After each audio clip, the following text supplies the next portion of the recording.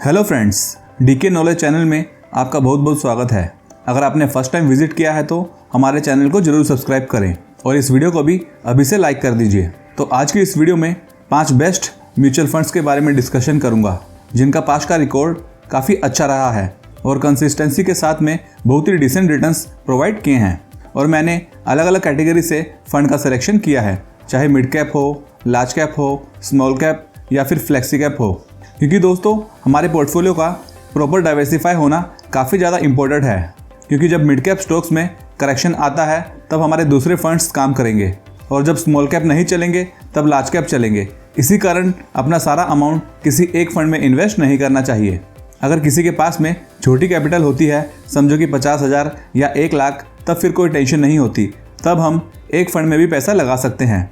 अगर कैपिटल बड़ी हो, 5 लाख, 10 लाख या उससे भी ज़्यादा, तो फिर हमें प्रॉपर डाइवर्सिफिकेशन करना चाहिए।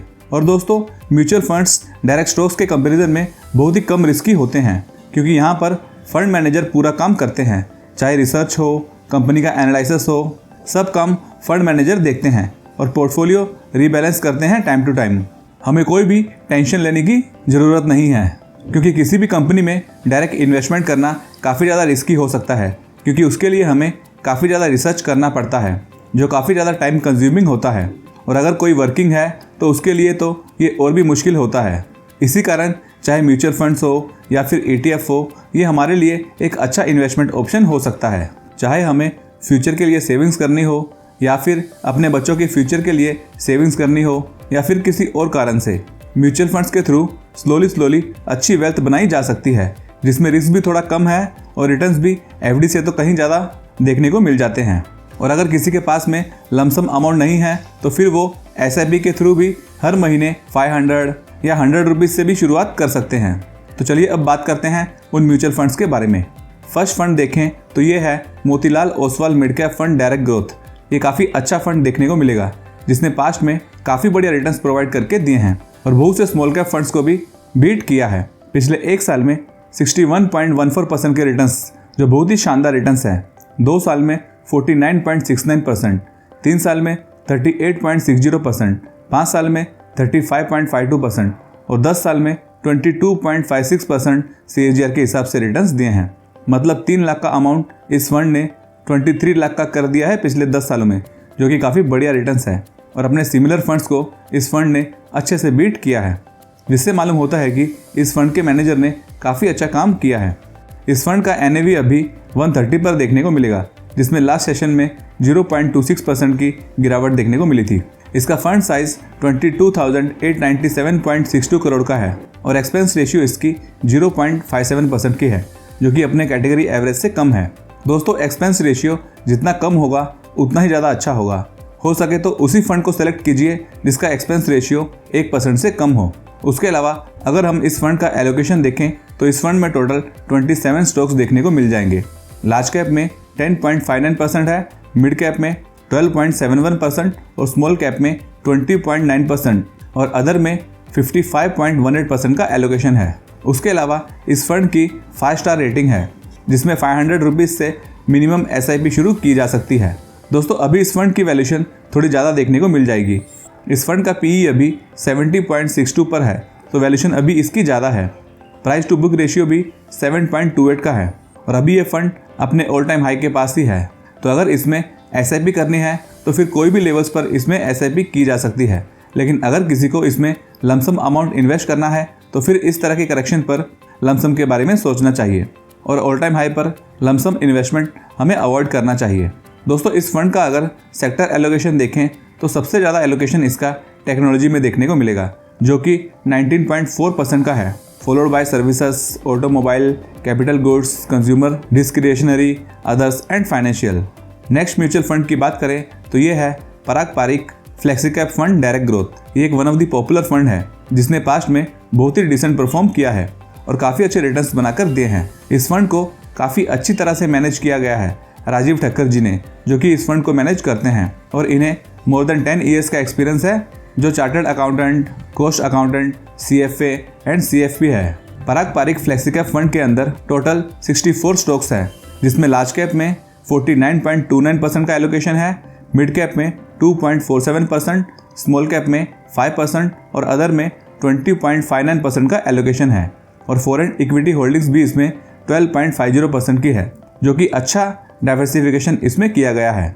और इस फंड का सबसे ज़्यादा सेक्टर एलोकेशन फाइनेंशियल में देखने को मिलता है, 37.4% का एलोकेशन है, followed by energy, services, technology, consumer staples, automobile and others. दोस्तों इस फंड की वैल्यूएशन ठीक देखने को मिलती है। पीई इसका 18.75 का है, पीबी रेशियो 3.60 का है। अभी ये फंड भी ऊपर के लेवल्स पर है, तो लमसम अमाउंट तो थोड़ा नीचे ही इन्वेस्ट करने के बारे में सोचना चाहिए। SIP कभी भी कर सकते हैं।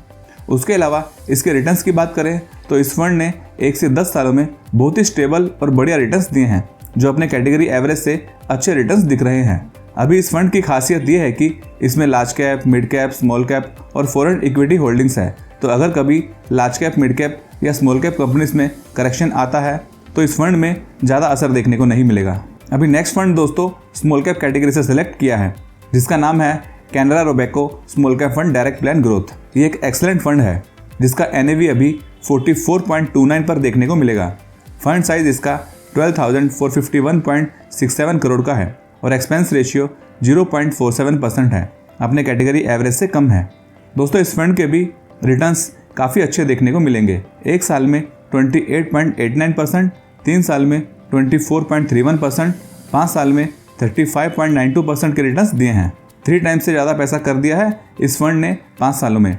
उसके अलावा इस फंड की 4 स्टार की रेटिंग है, जिसमें मिनिमम 1000 रुपये से शुरुआत की जा सकती है।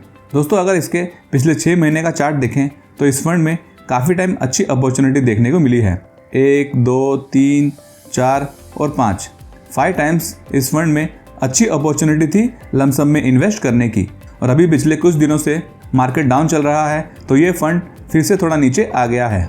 दोस्तों स्मॉल कैप और मिड कैप फंड में इन्वेस्ट करने का बेनिफिट ये होता है कि 3 साल, 4 साल, 5 साल या 10 साल में काफ़ी शानदार रिटर्न्स इसमें बन जाते हैं, जो लार्ज कैप फंड से काफ़ी ज़्यादा रिटर्न्स ये फंड बनाकर दे देते हैं। बट मार्केट में करेक्शन होने पर ऐसी फंड की थोड़ी ज़्यादा पिटाई भी हो जाती है, लेकिन long term point of view से इसमें रिटर्न्स अच्छे ही मिलते हैं। अभी PE रेशियो इसका 31.25 पर है, PB रेशियो इसका 4.40 का है, तो वैल्यूएशन इसकी नॉर्मल है, ना ज़्यादा कम है ना एकदम ज़्यादा है। इस फंड के मैनेजर प्रणव गोखले जी हैं, जिन्हें काफ़ी अच्छा एक्सपीरियंस है इस फील्ड में, और इन्होंने कैनरा रोबेको म्यूचुअल फंड से पहले Invesco mutual fund, ICICI direct, rosy blue securities जैसी कंपनीज में काम भी किया है। दोस्तों इस फंड में नंबर ऑफ स्टॉक्स 97 देखने को मिलेंगे, जिसमें लार्ज कैप में 7.65% का एलोकेशन है, मिड कैप में 13.09%, स्मॉल कैप में 47.48% और अदर में 28.2% का एलोकेशन है। फोर्थ म्यूचुअल फंड है ICICI prudential Nifty next 50 index fund direct plan growth.